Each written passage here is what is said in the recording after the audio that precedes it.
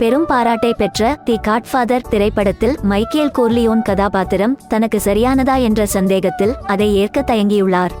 பின்னர் இயக்குனர் கொப்போலாவின் வற்புறுத்தலினால் ஏற்று நடித்துள்ளார். டாக்டர் நோ படத்தில் ஜேம்ஸ் பாண்ட் கதாபாத்திரத்தில் நடிக்க முதலில் இவர் ஆர்வம் இல்லாமல் இருந்துள்ளார். சில உறுதிப்பாட்டிற்கு பிறகு தலைமுறைகளுக்கு நிலைத்து நிற்கும் முதல் ஜேம்ஸ் பாண்டாக முத்திரை பதித்தார். டைட்டானிக் படத்தில் ஜாக் கதாபாத்திரத்தை லியோனார்டோ டிகார்பியோ முதலில் நிராகரித்துள்ளார். நடிகர் பால் ரூடின் தந்தைதான் டைட்டானிக் படத்தில் நடிக்க லியோவை சம்மதிக்க வைத்துள்ளார்.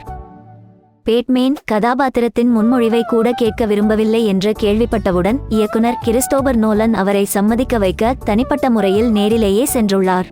ஃபாரஸ்ட் கம்பின் கதாபாத்திரத்தை எப்படி அணுகுவது என்று புரியாமல் தாம் முதலில் தயங்கியுள்ளார். பலமுறை ஸ்கிரிப்டை படித்துவிட்டு இறுதியாக ஒப்புக்கொண்டார். அகாடமி விருதை இந்த படம் அவருக்கு வென்று தந்தது. ஆஸ்கர் விருதை பெற்று தந்த தி அயர்ன் லேடி படத்தில் மார்கரெட் தாட்சராக நடிக்க மெரில் முதலில் நிராகரித்துள்ளார். இயக்குனர் இந்த படம் அரசியல்வாதிகளின் மறுபக்கத்தை காட்ட உதவும் என்று ஊக்குவித்து சம்மதம் பெற்றுள்ளார். ஹல்க் கதாபாத்திரத்தை கிட்டத்தட்ட மார்க் நிராகரித்துள்ளார். பின்னர் அயர்ன் மேனாக நடித்த ராபர்ட் டவுனி ஜூனியர் நாம் சேர்ந்து நடிக்க இது ஒரு வாய்ப்பு என்று கூறி அவரை சம்மதிக்க வைத்துள்ளார்.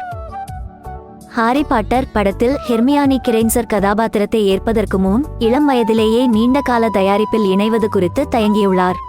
இந்த கதாபாத்திரத்தின் முக்கியத்துவத்தை புரிந்து கொண்ட பிறகு சம்மதித்துள்ளார்.